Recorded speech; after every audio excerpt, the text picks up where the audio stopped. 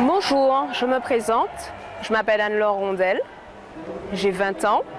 Je suis actuellement en licence biologie-biochimie sur le campus. Je suis donc étudiante. Avant, j'étais au lycée Bellevue où j'ai passé mes plus belles années. Et maintenant, je reviens face à vous pour vous présenter ma maladie, la drépanocytose.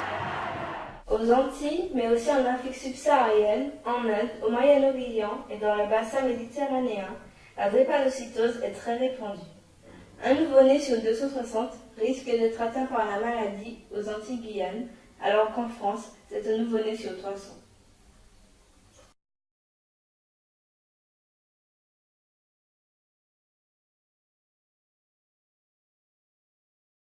Je m'appelle Silvio Zobeid, je suis étudiant au lycée de Bellevue en BTS négociation relations clients et je suis drépanocytaire.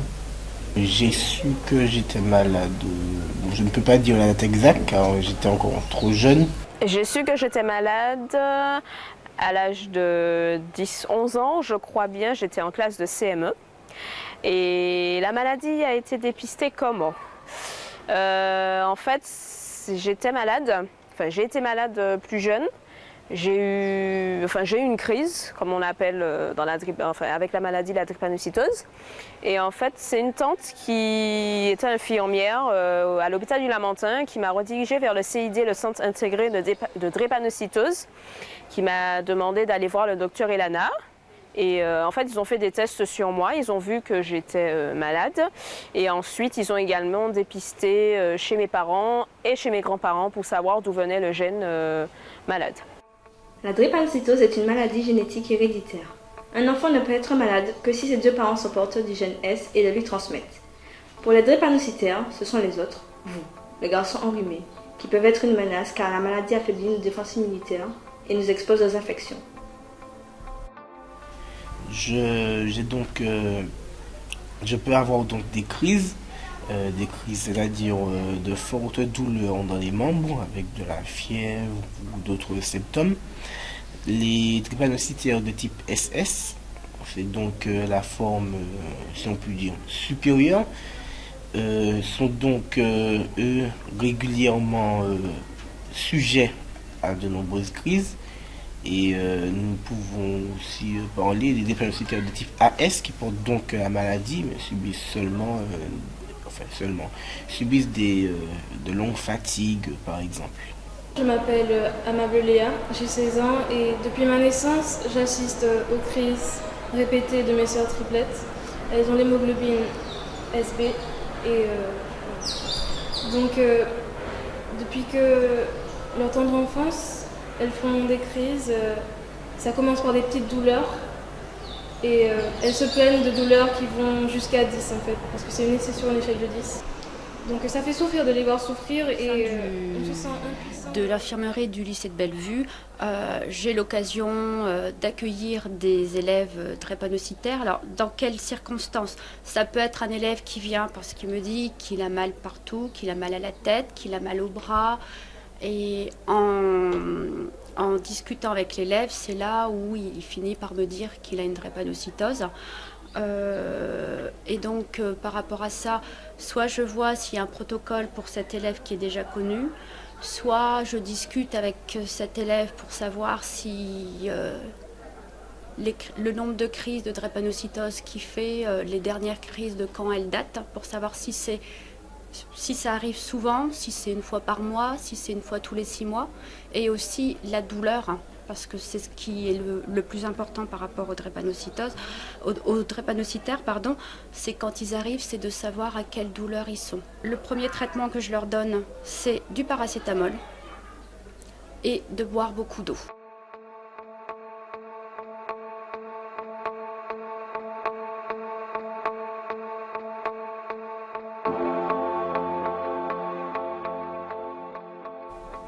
Mais quand on est SS comme Igor, le paracétamol ne suffit pas. Igor a 22 ans.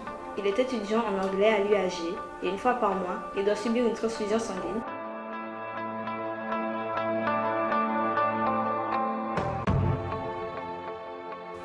Au centre intégré de la drépanocytose de Mangovulsin, Au service pédiatrique de la maison de la femme, de la mère et de l'enfant, le corps médical s'emploie à soulager les fortes crises par la saignée, la transfusion sanguine. Dans le cadre de la scolarité des élèves drépanocytaires, il y a une disposition qui peut être prise si le parent et l'enfant le veut bien, c'est la mise en place d'un PAI. Le PAI, c'est un projet d'accueil individualisé. Donc ce projet d'accueil concerne tous les élèves qui ont une maladie chronique et qui peut avoir des répercussions dans la scolarité de l'élève. Il n'y a pas vraiment de grosses répercussions sur ma vie de tous les jours. Certes, au quotidien, il y a une hygiène de vie à respecter. Je dirais boire de l'eau 3 fois plus que tout le monde, manger sainement encore mieux que tout le monde, faire attention aux activités que je mène, éviter les périodes trop froides, éviter les périodes trop chaudes, en tout cas les gros changements de température. Il y a certaines répercussions pour les uns et les autres qui pourraient paraître un peu banales. Pour moi, ça sera important. Non, je pratiquais le basket. Et quelles précautions tu prenais quand tu faisais du basket? Donc, je ne pouvais pas trop rester sur le terrain,